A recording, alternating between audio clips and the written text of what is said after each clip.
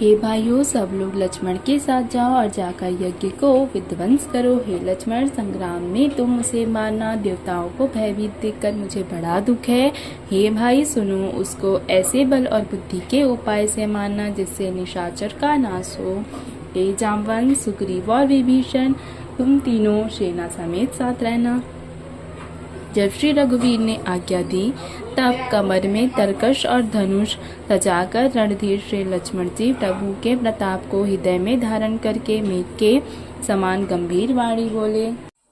हे भाई सुनो, उसको ऐसे बल और बुद्धि के उपाय से मारना जिससे निशाचर का नाश हो। हे जाम्बवंत, सुग्रीव और विभीषण, तुम तीनों सेना समेत साथ रहना। जब श्री रघुवीर ने आज्ञा दी तब कमर में तरकश और धनुष सजाकर रणधीर श्री लक्ष्मण जी प्रभु के प्रताप को हृदय में धारण करके मेघ के समान गंभीर वाणी बोले।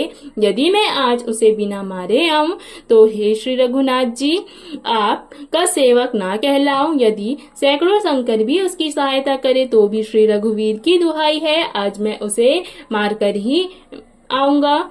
श्री रघुनाथ जी के चरणों में सिर झुकाकर शेषावतार श्री लक्ष्मण जी तुरंत चले। उनके साथ अंगद, नील, मयंक, नल, हनुमान आदि उत्तम योद्धा थे। वानरों ने जाकर देखा, वह बैठा हुआ खून और भय से की आहुति दे रहा है। वानरों ने सब यज्ञ विध्वंस कर दिया।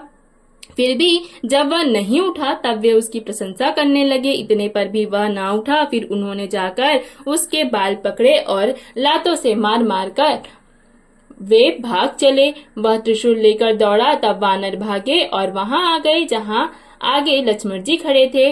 वह अत्यंत क्रोध का मारा हुआ आया और बार बार भयंकर शब्द करके गरजने लगा। मारुति अर्थात हनुमान और अंगद क्रोध करके दौड़े। उसने छाती में त्रिशूल मारकर दोनों को धरती पर गिरा दिया।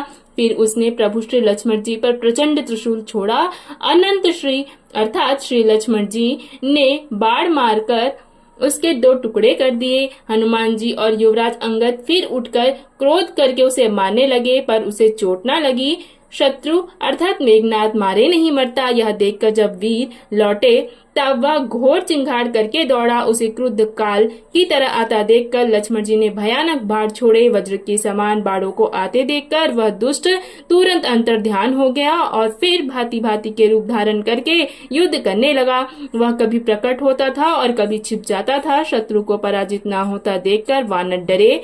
तब सर्पराज शेष जी बहुत ही क्रोधित हुए। लक्ष्मण जी ने मन में यह विचार दृढ़ किया कि इस पापी को मैं बहुत खेला चुका। कौशलपति श्री राम के प्रताप का स्मरण करके लक्ष्मण जी ने वीरोचित दर्प करके बाण का संधान किया। बाण छोड़ते ही उसकी छाती के बीच में लगा। मरते समय उसने सब कपट त्याग दिया।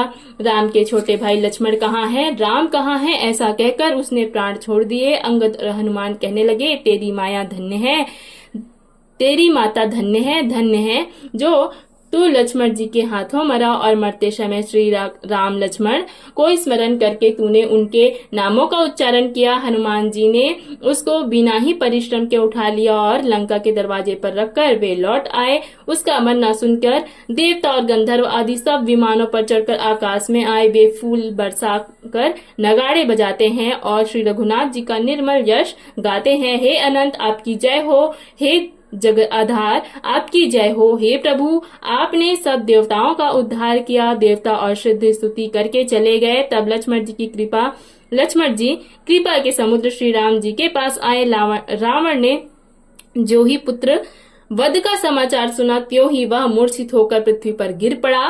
मंदोदरी छाती पीट पीट कर और बहुत प्रकार के पुकार कर बड़ा भारी विलाप करने लगी। नगर के सब लोग शोक से व्याकुल हो गए। सभी रावण को नीच कहने लगे। तब रावण ने सब स्त्रियों को अनेक प्रकार से समझाया कि समस्त जगत का दृश्य रूप नाशवान है, हृदय में विचार कर देखो। रावण ने उनको ज्ञान का उपदेश दिया। वह स्वयं तो नीच है, पर उसकी कथा अर्थात बातें शुभ और पवित्र हैं। दूसरों को उपदेश देने में तो बहुत लोग निपुण होते हैं, पर ऐसे लोग अधिक नहीं हैं जो उपदेश के अनुसार आचरण भी करते हैं। रात बीत गई, सवेरा हुआ। रीछ वानर चारों दरवाजों पर जा डटे। योद्धाओं को बुलाकर दशमुख रावण ने कहा, लड़ाई में शत्रु के सम्मुख जिसका मन डावाडोल हो, अच्छा है वह भी अभी भाग जाए। युद्ध में जाकर विमुख होने अर्थात भागने में भलाई नहीं है। मैंने अपनी भुजाओं के बल पर वैर बढ़ाया है। जो शत्रु चढ़ आया है उसको मैं उत्तर दे लूंगा। ऐसा कहकर उसने पवन के समान तेज चलने वाला रथ सजाया। सारे जुझाऊ बाजे बजने लगे। सब अतुलनीय बलवान शरीर वीर ऐसे चले मानो काजल की आंधी चली हो। उस समय असंख्य अपशकुन होने लगे, पर अपनी भुजाओं के बल का बड़ा गर्व होने से रावण उन्हें गिनता नहीं है। अत्यंत गर्व के कारण वह शकुन अपशकुन का विचार नहीं करता। हथियार हाथों से गिर रहे हैं, योद्धा रथ से गिर पड़ते हैं, घोड़े हाथी सब छोड़कर चिंघाड़ते हुए भाग जाते हैं। सियार गीत कौवे और गधे शब्द कर रहे हैं। बहुत अधिक कुत्ते बोल रहे हैं। उल्लू ऐसे अत्यंत भयानक शब्द कर रहे हैं मानो काल के दूत हो, अर्थात मृत्यु का संदेशा सुना रहे हों। जो जीवों के द्रोह में रत है, मोह के वश हो रहा है, राम विमुख है और कामासक्त है, उसको क्या कभी स्वप्न भी संपत्ति, शुभ शकुन और चित्त की शांति हो सकती है। राक्षसों की अपार सेना चली। चतुरंगिनिया सेना को की बहुत सी टुकड़ियां हैं। अनेक प्रकार के वाहन, रथ और सवारियां तथा बहुत से रंगों की अनेक पताकाएं और ध्वजाएं हैं। मत वाले हाथियों के बहुत से झुंड चले, जैसे पवन से प्रेरित हुए वर्षा ऋतु के बादल हो। रंग बिरंगे बाना धारण करने वाले वीरों के समूह हैं, जो युद्ध में बड़े शूरवीर हैं और बहुत प्रकार की माया जानते हैं। अत्यंत विचित्र फौज शोभित है, जैसे वीर वसंत ने सेना सजाई हो। सेना के चलने से दिशाओं के हाथी डिगने लगे, समुद्र क्षुभित हो गए और पर्वत डगमगाने लगे। इतनी धूल उड़ी कि सूर्य छिप गए। तब सहसा पवन रुक गया और पृथ्वी अकुला उठी। ढोल और नगाड़े भीषण ध्वनि से बज रहे हैं, जैसे प्रलय काल के बादल गरज रहे हों। भेरी, नफीरी, तुरही और शहनाई में योद्धाओं को सुख देने वाला मारू राग बज रहा है। सब वीर सिंहनाद करते हैं और अपने अपने बल पौरुष का बखान कर रहे हैं। रावण ने कहा, हे उत्तम योद्धाओं, सुनो, तुम रीछ वानरों के उट को मसल डालो और मैं दोनों राजकुमार भाइयों को मारूंगा। ऐसा कहकर उसने अपनी सेना सामने चलाई। जब सब वानरों ने यह खबर पाई, तब वे श्री रघुवीर की दुहाई देते हुए दौड़े। वे विशाल और काल के समान कराल वानर भालू दौड़े, जैसे पंख वाले पर्वतों के समूह उड़ रहे हों। वे अनेक वर्णों के हैं, नख, दांत, पर्वत और बड़े बड़े वृक्ष की ही उनके हथियार हैं। वे बड़े बलवान हैं और किसी का भी डर नहीं मानते। रावण रूपी मत वाले हाथी के लिए सिंह रूप श्री राम जी की जय जय जयकार करके वे उनके सुंदर यश का बखान करते हैं। दोनों ओर से योद्धा जय जयकार करके अपनी अपनी जोड़ी जान अर्थात चुनकर इधर श्री रघुनाथ जी का और उधर रावण का बखान करके परस्पर भिड़ गए। रावण को रथ और श्री रघुनाथ जी को बिना रथ के देखकर विभीषण अधीर हो गए। प्रेम अधिक होने से उनके मन में संदेह हो गया कि वे बिना रथ के रावण को कैसे जीत सकेंगे। श्री राम जी के चरणों की वंदना करके वे स्नेह पूर्वक कहने लगे, हे नाथ, आपके न रथ है, न तन की रक्षा करने वाला कवच है और न जूते ही हैं। वह बलवान वीर रावण किस प्रकार जीता जाएगा। कृपा निधान श्री राम जी ने कहा, हे सखे सुनो, जिससे जय होती है वह रथ दूसरा ही है। शौर्य और धैर्य उस रथ के पहिए हैं, सत्य और शील अर्थात सदाचार उसकी मजबूत ध्वजा और पताका है। बल, विवेक, दम अर्थात इंद्रियों का वश में होना और परोपकार ये चार उसके घोड़े हैं, जो क्षमा, दया और समता रूपी होगी से रथ में जोड़ी हुई हैं। ईश्वर का भजन ही उस रथ को चलाने वाला चतुर सारथी है। वैराग्य ढाल है और संतोष तलवार है। दान फरसा है और बुद्धि प्रचंड शक्ति है। श्रेष्ठ विज्ञान कठिन धनुष है। निर्मल अर्थात पाप रहित और अचल अर्थात स्थिर मन तरकस के समान है। शम अर्थात मन का वश में होना। अहिंसा आदि यम और शौचादि नियम ये बहुत से बाण हैं। ब्राह्मणों और गुरु का पूजन अभेद्य कवच है। इसके समान विजय का दूसरा उपाय नहीं है। हे सखे, ऐसा धर्ममय रथ जिसके हो उसके लिए जीतने को कहीं शत्रु ही नहीं है। हे धीर बुद्धि वाले सखा, सुनो, जिसके पास ऐसा दृढ़ रथ हो वह वीर संसार रूपी महान दुर्जय शत्रु को भी जीत सकता है। रावण की तो बात ही क्या है।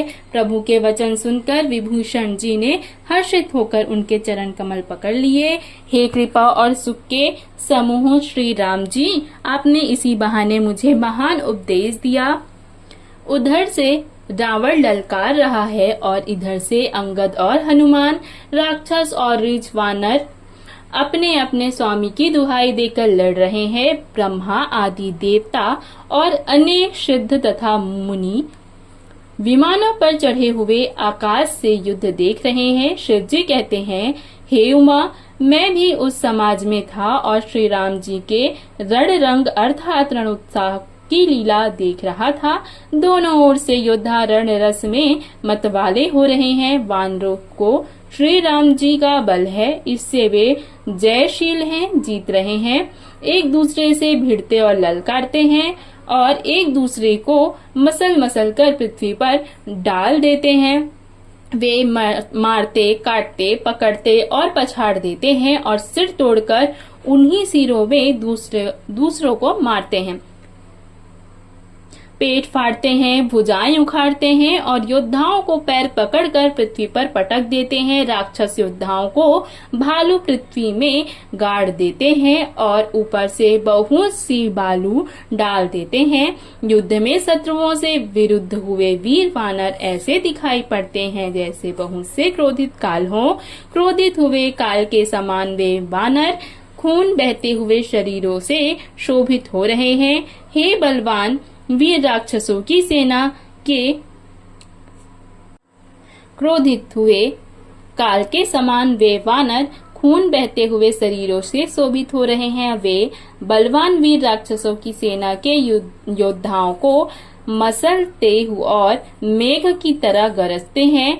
डांटकर, चपेटों से मारते, दांतों से काटकर, लातों से पीस डालते हैं। वानर भालू चिंगाड़ते और ऐसा छल बल करते हैं जिससे दुष्ट राक्षस नष्ट हो जाए। वे राक्षसों के गाल पकड़कर फाड़ डालते हैं, छाती चीर डालते हैं और उनकी अतड़ियां निकालकर गले में डाल लेते हैं। वे वानर ऐसे दिख पड़ते हैं जैसे प्रहलाद के स्वामी श्री नरसिंह भगवान उनके शरीर धारण करके युद्ध के मैदान में क्रीड़ा कर रहे हो। पकड़ो, मारो, काटो, पछाड़ो आदि घोर शब्द आकाश और पृथ्वी में भर छा गया।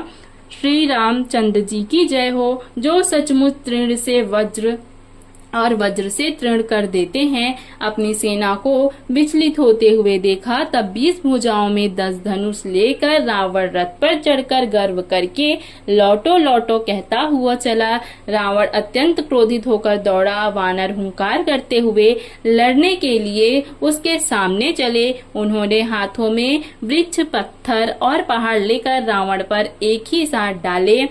पर्वत उसके वज्र तुल्य शरीर से लगते ही तुरंत टुकड़े टुकड़े होकर फूट जाते हैं। अत्यंत क्रोधी रणोत्तम रावण रथ रोक कर अचल खड़ा रहा, अर्थात अपने स्थान से जरा भी नहीं हिला। उसे बहुत ही क्रोध हुआ। वह इधर उधर झपट कर वानर योद्धाओं को मसलने लगा। अनेक वानर भालू हे अंगद, हे हनुमान, रक्षा करो, रक्षा करो पुकारते हुए भाग चले।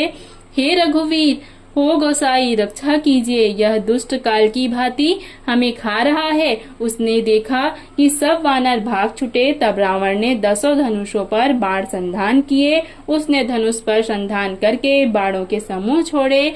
वे बाण सर्प की तरह उड़कर जा लगते थे। पृथ्वी, आकाश और दिशा विदिशा सर्वत्र बाण भर रहे हैं। वानर भागे तो कहाँ, अत्यंत कोलाहल मच गया। वानर भालुओं की सेना व्याकुल होकर आर्त पुकार करने लगी। हे रघुवीर, हे करुणा सागर, हे पीड़ितों के बंधु, हे सेवकों की रक्षा करने वाले, दुख हरने वाले हरि, आपकी सेना को व्याकुल देखकर कमर में तरकस कसकर और हाथ में धनुष लेकर श्री रघुनाथ जी के चरणों पर मस्तक झुकाकर लक्ष्मण जी क्रोधित होकर चले। लक्ष्मण जी ने पास जाकर कहा, अरे दुष्ट वानर भालुओं को क्या मार रहा है? मुझे देख, मैं तेरा काल हूँ। रावण ने कहा, अरे मेरे पुत्र के घातक, मैं तुझी को ढूंढ रहा था। आज तुझे मारकर अपनी छाती ठंडी करूंगा। ऐसा कहकर उसने प्रचंड बाण छोड़े। लक्ष्मण जी ने सबके सैकड़ों टुकड़े कर डाले। रावण ने करोड़ों अस्त्र शस्त्र चलाए। लक्ष्मण जी ने उनको तिल के बराबर करके काट कर हटा दिया। फिर अपने बाणों से उस पर प्रहार किया और रथ को तोड़कर सारथी को मार डाला। रावण के 10 मस्तकों में 100 बाण मारे।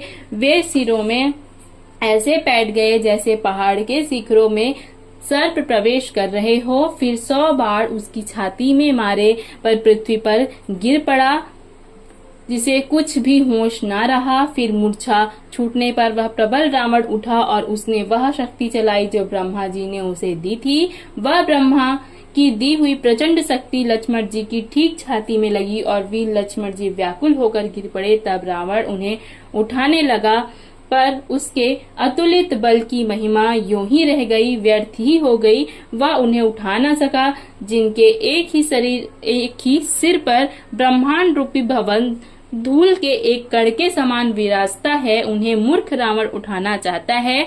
वह तीनों भुवनों के स्वामी लक्ष्मण जी को नहीं जानता। यह देखकर पवन पुत्र हनुमान कठोर वचन बोलते हुए दौड़े। हनुमान जी के आते ही रावण ने उन पर अत्यंत भयंकर घूसे का प्रहार किया। हनुमान जी घुटने टेक कर रह गए, पृथ्वी पर गिरे नहीं और फिर क्रोध से भरे हुए संभल कर उठे। हनुमान जी ने रावण को एक घूसा मारा। वह ऐसा गिर पड़ा जैसे वज्र की मार से पर्वत गिरा हो। मूर्छा भंग होने पर फिर वह जागा और हनुमान जी के बड़े भारी बल को सराहने लगा। हनुमान जी ने कहा, मेरे पौरुष को धिक्कार है और मुझे भी धिक्कार है, जो हे देवद्रोही, तू अब भी जीता रह गया। ऐसा कहकर और लक्ष्मण जी को उठाकर हनुमान जी श्री रघुनाथ जी के पास ले आए। यह देखकर रावण को आश्चर्य हुआ। श्री रघुवीर ने लक्ष्मण जी से कहा, हे भाई, हृदय में समझो, तुम काल के भी भक्षक और देवताओं के रक्षक हो। ये वचन सुनते ही कृपालु लक्ष्मण जी उठ बैठे। वह करार शक्ति आकाश को चली गई। लक्ष्मण जी फिर धनुष बाण लेकर दौड़े और बड़ी शीघ्रता से शत्रु के सामने आ पहुंचे। फिर उन्होंने बड़ी ही शीघ्रता से रावण के रथ को चूर चूर कर और सारथी को मारकर उसे रावण को व्याकुल कर दिया। 100 बाणों से उसका हृदय भेद दिया, जिससे रावण अत्यंत व्याकुल होकर पृथ्वी पर गिर पड़ा। तब दूसरा सारथी उसे रथ में डालकर तुरंत ही लंका को ले गया। प्रताप के समूह श्री रघुवीर के भाई लक्ष्मण जी ने फिर आकर प्रभु के चरणों में प्रणाम किया। वहां लंका रावण मूर्छा से जाग कर कुछ यज्ञ करने लगा। वह मूर्ख और अत्यंत अज्ञानी हठवश श्री रघुनाथ जी से विरोध करके विजय चाहता है। यहाँ विभीषण जी ने सब खबर पाई और तुरंत जाकर श्री रघुनाथ जी को यह कह सुनाई कि हे नाथ, रावण एक यज्ञ कर रहा है, उसके सिद्ध होने पर वह अभागा सहज ही नहीं मरेगा। हे नाथ, तुरंत वानर योद्धाओं को भेजिए जो यज्ञ का विध्वंस करे, जिससे रावण युद्ध में आए। प्रातः काल होते ही प्रभु ने वीर योद्धाओं को भेजा। हनुमान और अंगद आदि सब दौड़े।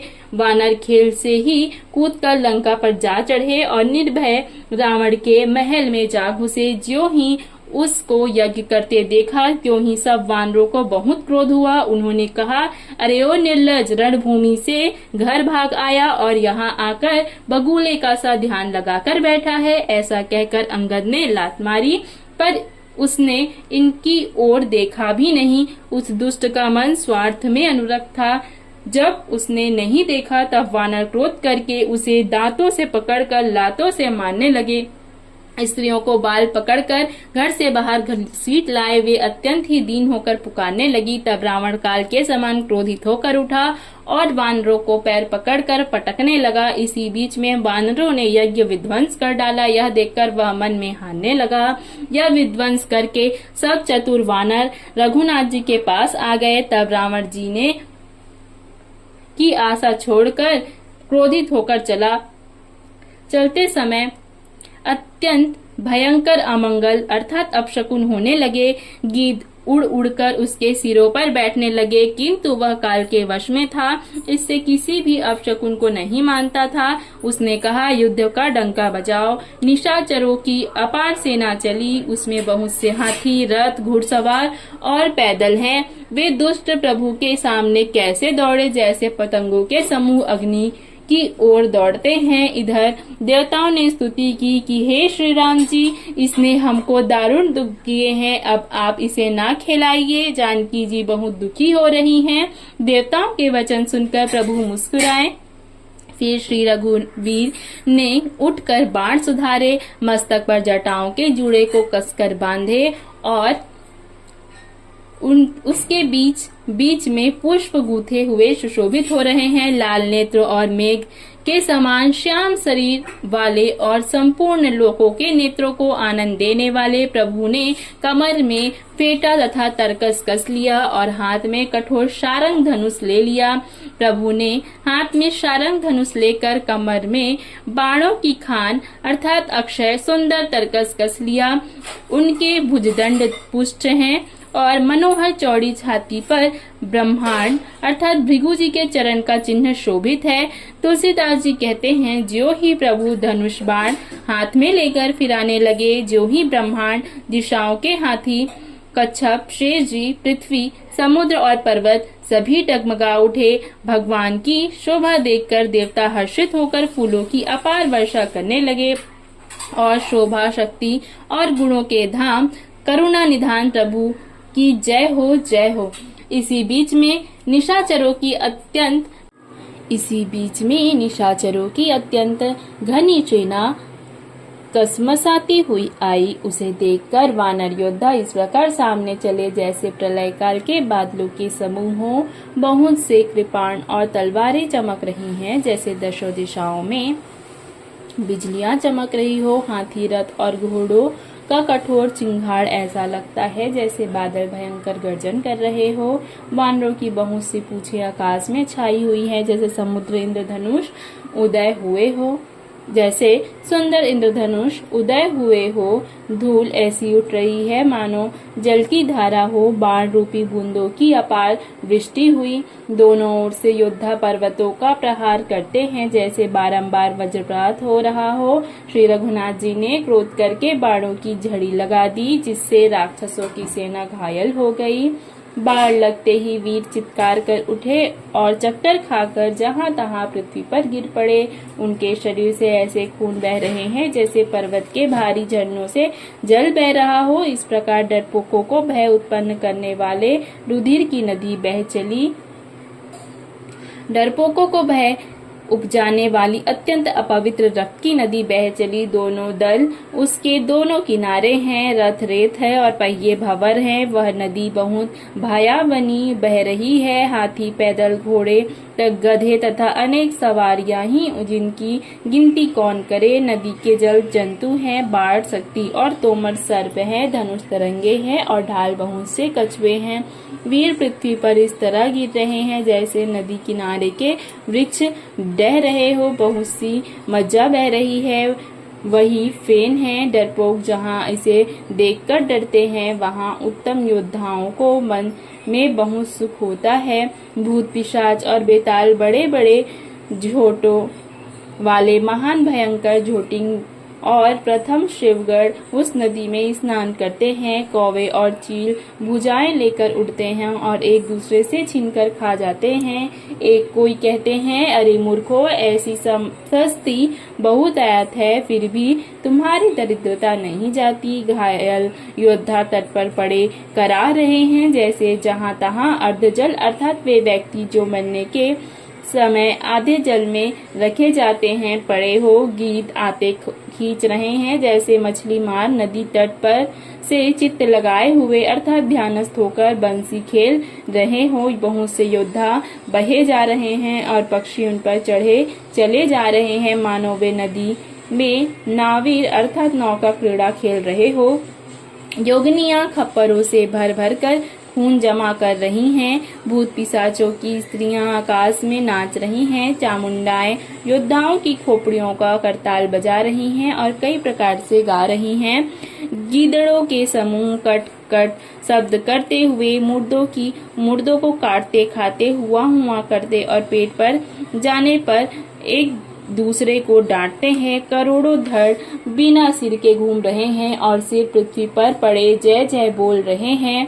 मुंड कटे सिर जय जय बोलते हैं और प्रचंड ऋण अर्थात धड़ बिना सिर के दौड़ते हैं। पक्षी खोपड़ियों में उलझ उलझ कर परस्पर लड़े मरते हैं। उत्तम योद्धाओं को डहा रहे हैं। श्री रामचंद्र जी के बल से दर्पित हुए वानर राक्षसों के झुंडों को मसले डालते हैं। श्री राम जी के बाढ़ समूह से मरे हुए योद्धा लड़ाई के मैदान में सो रहे हैं। रावण ने हृदय में विचारा कि राक्षसों का नाश हो गया है, मैं अकेला हूँ और वानर भालू बहुत है, इसलिए अब अपार माया रचूं। देवताओं ने प्रभु को पैदल देखा तो उनके हृदय में बड़ा भारी क्षोभ उत्पन्न हुआ। इंद्र ने अपना रथ भेज दिया। मालतली हर्ष के साथ उसे ले आया। उस दिव्य अनुपम और तेज के पुंज तेजोमय रथ पर कौशलपुरी के राजा श्री रामचंद्र जी हर्षित होकर चढ़े। उसमें 4 चंचल मनोहर अजर अमर और मन की गति के समान शीघ्र चलने वाले देवलोक के घोड़े जूते थे। श्री रघुनाथ जी को रथ पर चढ़े देखकर वानर विशेष बल पाकर दौड़े। वानरों की मार सही नहीं जाती। तब रावण ने माया फैलाई। एक श्री रघुवीर के ही वह माया नहीं लगी। सब वानरों ने और लक्ष्मण ने भी उस माया को सच मान लिया। वानरों ने राक्षसी सेना में भाई लक्ष्मण सहित बहुत से रामों को देखा। बहुत से राम लक्ष्मण देखकर वानर भालू मन में मिथ्या डर से बहुत डर गए। लक्ष्मण जी सहित वे मानो चित्र लिखे से जहाँ की तहाँ खड़े देखने लगे। अपनी सेना को आश्चर्यचकित देखकर कौशलपति भगवान हरि दुखों के हरने वाले श्री राम जी ने हंसकर धनुष बाण चढ़ाकर पल भर में सारी माया हर ली। वानरों की सारी सेना हर्षित हो गई। फिर श्री राम जी सबकी ओर देखकर गंभीर वचन बोले, हे वीरों, तुम सब बहुत थक गए हो, इसलिए अब मेरा और रावण का द्वंद्व युद्ध देखो। ऐसा कहकर श्री रघुनाथ जी ने ब्राह्मणों के चरण कमलों में सिर झुकाया और फिर रथ चलाया। तब रावण के हृदय में क्रोध छा गया और वह गरजता ललकारता हुआ सामने दौड़ा। उसने कहा, अरे तपस्वी सुनो, तुमने युद्ध में जिन योद्धाओं को जीता है मैं उनके समान नहीं हूँ। मेरा नाम रावण है। मेरा यश सारा जगत जानता है। लोकपाल तक जिसके कैद खाने में पड़े हैं। तुमने खरदूषण और विराट को मारा। बेचारे बाली का व्याध की तरह वध किया। बड़े बड़े राक्षस योद्धाओं के समूह का संहार किया और कुंभकर्ण को भी मारा। अरे राजा, यदि तुम रण से भाग न गए तो आज मैं सारा वैर निकाल लूंगा। आज मैं तुम्हें निश्चय ही काल के हवाले कर दूंगा। तुम कठिन रावण के पाले पड़े हो। रावण के दुर्वचन सुनकर और उसे कालवश जानकर कृपा निधान श्री राम जी ने हंसकर यह वचन कहा, तुम्हारी सारी प्रभुता जैसे तुम कहते हो बिल्कुल सच है, पर अब व्यर्थ बात ना करो, अपना पुरुषार्थ दिखाओ। व्यर्थ बात करके अपने सुंदर यश का नाश ना करो। क्षमा करना, तुम्हें नीति सुनाता है, सुनो। संसार में 3 प्रकार के पुरुष होते हैं, पाटल अर्थात गुलाब, आम और कटहल के समान। एक अर्थात पाटल फूल देते हैं, एक आम जो है फूल और फल दोनों देते हैं, और एक कटहल में केवल फल ही लगते हैं। इसी प्रकार पुरुषों में एक कहते हैं अर्थात करते नहीं, दूसरे कहते और करते भी हैं, और एक तीसरे केवल करते हैं पर वाणी से कहते नहीं। श्री राम जी ने के वचन सुनकर वह खूब हंसा और बोला, मुझे ज्ञान सिखाते हो? उस समय वैर करते तो नहीं डरे, अब प्राण प्यारे लग रहे हैं। दुर्वचन कहकर रावण क्रुद्ध होकर वज्र के समान बाण छोड़ने लगा। अनेक प्रकार के बाण दौड़े और दिशा विदिशा तथा आकाश और पृथ्वी में सब जगह छा गए। श्री रघुवीर ने खिसियाकर अग्नि बाण छोड़ा, जिससे रावण के सब बाण क्षण भर में भस्म हो गए। तब खिसियाकर तीक्ष्ण शक्ति छोड़ी, किंतु श्री रामचंद्र जी ने उसको बाण के साथ वापस भेज दिया। वह करोड़ों चक्र और त्रिशूल चलाता है, परंतु प्रभु उन्हें बिना ही परिश्रम काट कर हटा देते हैं।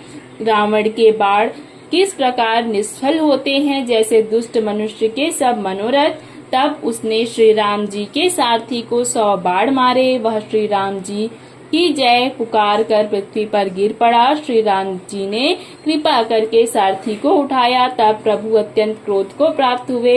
युद्ध में शत्रु के विरुद्ध श्री रघुनाथ जी क्रोधित हुए। तब तरकश में बाण कसमसाने लगे, अर्थात बाहर निकलने को आतुर होने लगे। उनके धनुष का प्रचंड शब्द सुनकर मनुष्य भक्षी राक्षस वादग्रस्त हो गए, अर्थात अत्यंत भयभीत हो गए। मंदोदरी का हृदय कांप उठा। समुद्र, कच्छप, पृथ्वी और पर्वत डर गए। दिशाओं के हाथी पृथ्वी को दांतों से पकड़कर चिंघाड़ने लगे। यह कौतुक देखकर देवता हंसे। मनुष्य को कान तक धनुष को कान तक तानकर श्री रामचंद्र जी ने भयानक बाण छोड़े। श्री राम जी के बाण समूह ऐसे चले मानो सर्प लहलहाते हुए जा रहे हों।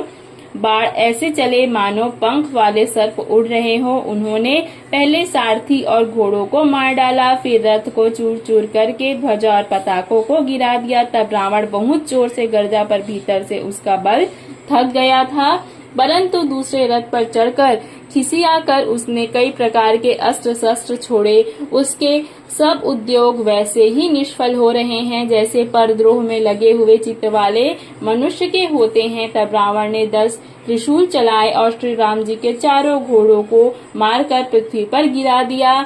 घोड़े को उठाकर श्री रघुनाथ जी ने क्रोध करके धनुष खींचकर बाढ़ छोड़े। रावण के सिर रूपी कमल वन में विचरण करने वाले श्री रघुवीर के बाण रूपी भ्रमरों की पंक्ति चली। श्री रामचंद्र जी ने उसके 10 सिरों में 10 बाण मारे, जो आर पार हो गए और सिरों से रक्त के पनाले बह चले।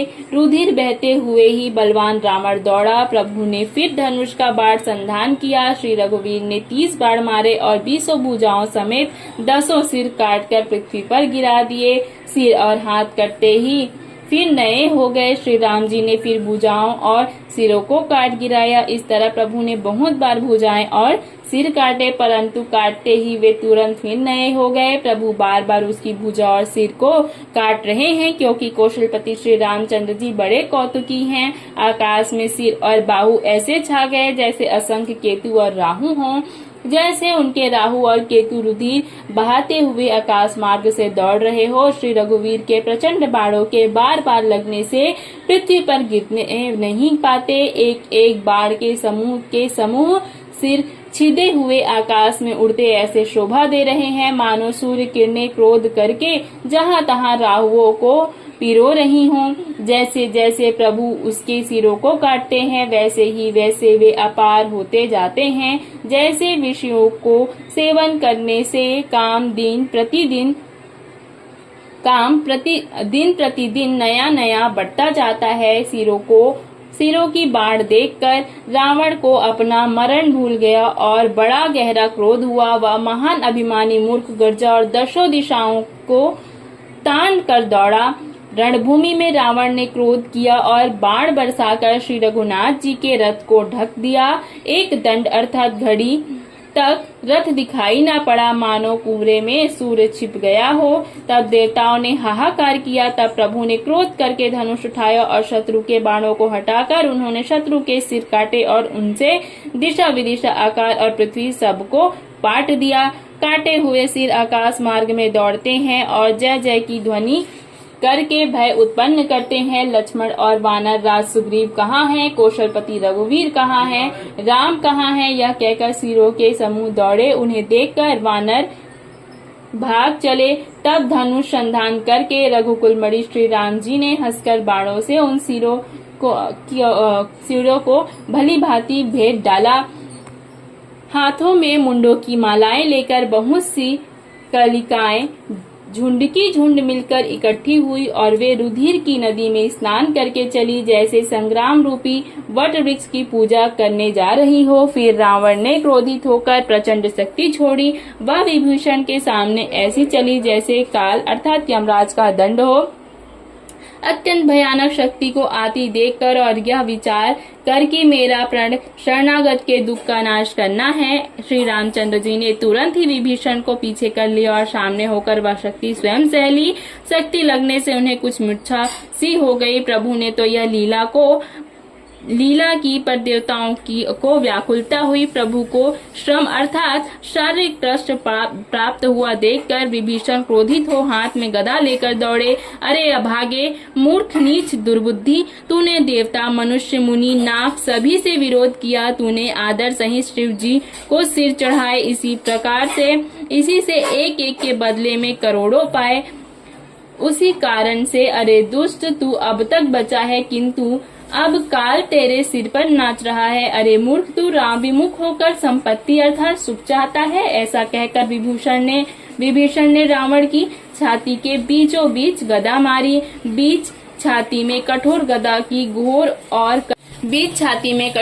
की घोर और कठिन चोट लगते ही वह पृथ्वी पर गिर पड़ा। उसके दसों मुखों से रुधिर बहने लगा। वह अपने को फिर संभाल कर क्रोध में भरा हुआ दौड़ा। दोनों अत्यंत बलवान योद्धा भिड़ गए और मल्ल युद्ध में एक दूसरे के विरुद्ध होकर मारने लगे। श्री रघुवीर के बल से गर्वित विभीषण उसको अर्थात रावण जैसे जगद्विजयी योद्धा को पासंग के बराबर भी नहीं समझते। शिव जी कहते हैं, हे उमा, विभीषण क्या कभी रावण के सामने आंख उठाकर भी देख सकता था, परंतु अब वही काल के समान उससे भिड़ रहा है। यह श्री रघुवीर का ही प्रभाव है। विभीषण को बहुत ही थका हुआ देखकर हनुमान जी पर्वत धारण किए हुए दौड़े। उन्होंने उस पर्वत से रावण के रथ, घोड़े और सारथी का संहार कर डाला और उसके सीने पर लात मारी। रावण खड़ा रहा, पर उसका शरीर अत्यंत कांपने लगा। विभीषण वहां गए जहां सेवकों के रक्षक श्री राम जी थे। फिर रावण ने ललकार कर हनुमान जी को मारा।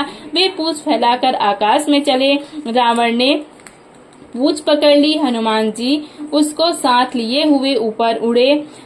फिर लौटकर महाबलवान हनुमान जी उससे भिड़ गए। दोनों समान योद्धा आकाश में लड़ते हुए एक दूसरे को क्रोध करके मारने लगे। दोनों बहु से छल बल करते हुए आकाश में ऐसे सुशोभित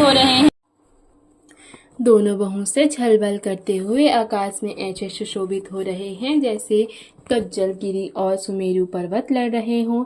तब बुद्धि और बल से राक्षस गिराए न गिरा। तब मारुति श्री हनुमान जी ने प्रभु को स्मरण किया। श्री रघुवीर का स्मरण करके धीर हनुमान ने ललकार कर रावण को मारा। वे दोनों पृथ्वी पर गिरते और फिर उठकर लड़ते हैं। देवताओं ने दोनों की जय जय पुकारी। हनुमान जी पर संकट देखकर वानर, भालू क्रोध आतुर होकर दौड़े, किंतु रणमाते रावण ने सब योद्धाओं को अपनी प्रचंड भुजाओं बल से कुचल और मसल डाला। तब श्री रघुवीर के ललकारने पर प्रचंड वीर वानर दौड़े। वानरों के प्रबल दल को देखकर रावण ने माया प्रकट की। क्षण भर के लिए वह अदृश्य हो गया। फिर उस दुष्ट ने अनेक रूप प्रकट किए। श्री रघुनाथ जी की सेना में जितने रीछ वानर थे उतने ही रावण जहां तहां चारों ओर प्रकट हो गए। वानरों ने अपरिमित रावण देखे। भालू और वानर सब जहां तहां अर्थात इधर उधर भाग चले। वानर धीरज नहीं धरते। हे लक्ष्मण जी, हे रघुवीर, बचाइए बचाइए, यो पुकारते हुए वे भागे जा रहे हैं। दसों दिशाओं में करोड़ों रावण दौड़ते हैं और घोर कठोर भयानक गर्जन कर रहे हैं। सब देवता डर गए और ऐसा कहते हुए भाग चले कि हे भाई, अब जय की आशा छोड़ दो। एक ही रावण ने सब देवताओं को जीत लिया था, अब तो बहुत से रावण हो गए। इससे अब पहाड़ की गुफाओं का आश्रय लो, अर्थात उनमें छिपे रहो। वहां ब्रह्मा, शंभु और ज्ञानी मुनि ही डटे रहे, जिन्होंने प्रभु की कुछ महिमा जानी थी। जो प्रभु का प्रताप जानते थे वे निर्भय डटे रहे। वानरों ने शत्रुओं अर्थात बहुत से रावणों को सच्चा ही मान लिया। इससे सब वानर, भालू विचलित होकर हे कृपालु रक्षा कीजिए, यो पुकारते हुए भय से व्याकुल होकर भाग चले। अत्यंत बलवान रणबांकुरे हनुमान जी, अंगद, नील और नल लड़ते हैं और कपट रूपी मुनि से अंकुर की भांति उपजे हुए कोटि कोटि योद्धा रावणों को मसलते हैं। देवताओं और वानरों को विकल देखकर कौशलपति श्री राम जी हंसे और शारंग धनुष पर एक बाण चढ़ाकर माया के हुए सब रावणों को मार डाला। प्रभु ने क्षण भर में माया काट डाली। जैसे सूर्य के उदय होते ही अंधकार की राशि फट जाती है अर्थात नष्ट हो जाती है। अब एक ही रावण को देखकर देवता हर्षित हुए और उन्होंने लौटकर प्रभु पर बहुत से पुष्प बरसाए। श्री रघुनाथ जी ने भुजा उठाकर सब वानरों को लौटाया। तब वे एक दूसरे को पुकार पुकार कर लौट आए। प्रभु का बल पाकर रीछ वानर दौड़े। जल्दी से कूदकर वे रणभूमि में आ गए। देवताओं को श्री राम जी की स्तुति करते हुए देखकर रावण ने सोचा, मैं इनकी समझ में एक हो गया, परंतु इन्हें यह पता नहीं कि इनके लिए मैं एक ही बहुत हूँ। और कहा, अरे मूर्खो, तुम तो सदा से ही मेरे मरेले अर्थात मेरी मार खाने वाले हो। ऐसा कहकर वह क्रोध करके आकाश पर देवताओं की ओर दौड़ा। देवता हाहाकार करते हुए भागे। रावण ने कहा, दुष्टों, मेरे आगे से कहां जा सकोगे।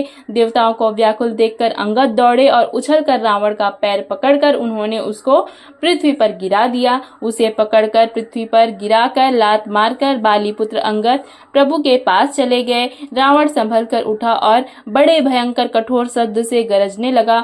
वह दर्द करके 10 धनुष चढ़ाकर उन पर बहुत से बाण संधान करके बरसाने लगा।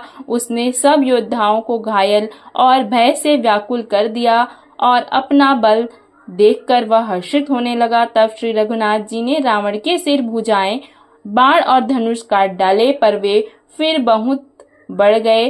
जैसे तीर्थ में किए हुए पाप बढ़ जाते हैं अर्थात कई गुना अधिक भयानक फल उत्पन्न करते हैं। शत्रु के सिर और भुजाओं को बढ़ता देखकर रीछ वानरों को बहुत ही क्रोध हुआ। वह मूर्ख भुजाओं के और सिरों के कटने पर भी नहीं मरता। ऐसा कहते हुए भालू और वानर योद्धा क्रोध करके दौड़े। बालीपुत्र अंगद, मारुति, हनुमान जी, नल नील वानर राज सुग्रीव और द्विविद आदि बलवान उस पर वृक्ष और पर्वतों का प्रहार करते हैं। वह उन्हीं पर्वत और वृक्षों को पकड़कर वानरों को मारता है। कोई एक वानर नखों से शत्रु के शरीर को फाड़कर भाग जाते हैं, कोई उसे लातों से मारकर। तब नल नील रावण के सिरों पर चढ़ गए। वह नखों से उसके ललाट को फाड़ने लगे। खून देखकर उसे हृदय में बड़ा दुख हुआ। उसने उनको पकड़ने के लिए हाथ फैलाए, पर वे पकड़ में नहीं आते। हाथों के ऊपर ऊपर ही फिरते हैं, मानो 2 भौरे कमलों के वन में विचरण कर रहे हो। तब उसने क्रोध करके उछलकर दोनों को पकड़ लिया। पृथ्वी पर पटकते समय वे उसकी भुजाओं को मरोड़कर भाग छूटे। उसने क्रोध करके हाथों में 10 धनुष लिए और वानरों को बाणों से मारकर घायल कर दिया। हनुमान जी आदि सब वानरों को मूर्छित करके और संध्या का समय पाकर रावण हर्षित हुआ। समस्त वानर वीरों को मूर्छित देखकर रणधीर जाम्बवन दौड़े। जाम्बवन के साथ जो भालू थे वे पर्वत और वृक्ष धारण किए हुए रावण को ललकार ललकार कर मारने लगा। बलवान रावण क्रोधित हुआ और पैर पकड़ पकड़ कर वह अनेक योद्धाओं को पृथ्वी पर पटकने लगा।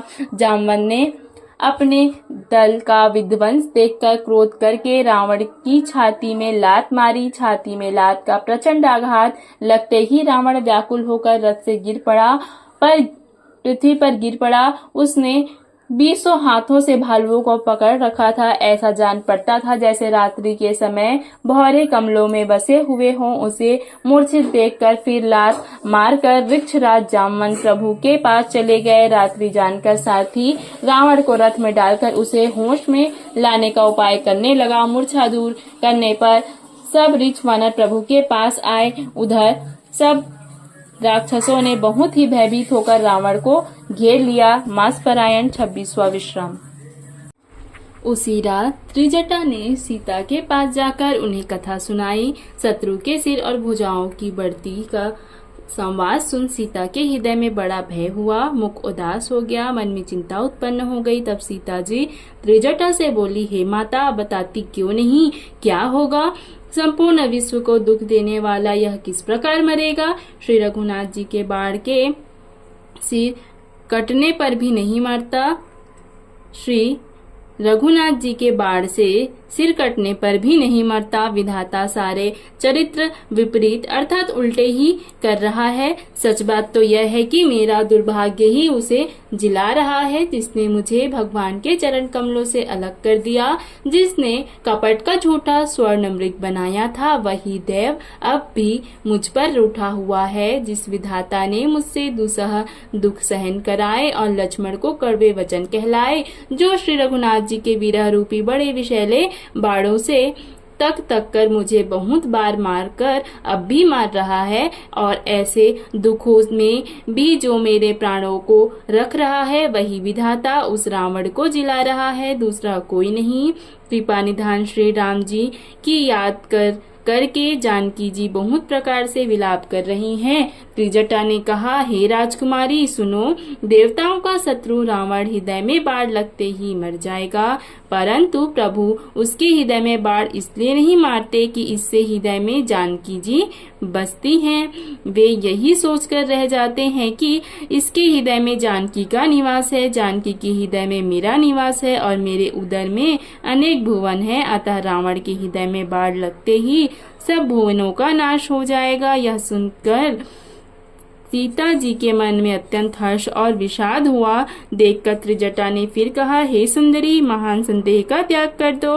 अब सुनो, शत्रु इस प्रकार मरेगा, सिरों के बार बार काटे जाने से जब वह व्याकुल हो जाएगा और उनके हृदय में से तुम्हारा ध्यान छूट जाएगा, तब सुजान श्री राम जी रावण के हृदय में बाढ़ मारेंगे। ऐसा कहकर और सीता जी को बहुत प्रकार से समझाकर फिर त्रिजटा अपने घर चली गई और श्री रामचंद्र जी के स्वभाव का स्मरण करके जानकी जी को अत्यंत विरह व्यथा उत्पन्न हुई। वे रात्रि की ओर चंद्रमा की बहुत प्रकार से निंदा कर रही हैं और कह रही हैं, रात युग के समान बड़ी हो गई, यह बीतती ही नहीं। जानकी जी श्री राम जी के विरह से दुखी होकर मन ही मन भारी विलाप कर रही हैं। जब विरह के मारे हृदय में दारुण दाह हो गया, तब उनका बायां नेत्र और बाहु फड़क उठे। शकुन समझकर उन्होंने मन में धैर्य धारण किया कि अब कृपालु श्री राम रघुवीर जी अवश्य मिलेंगे।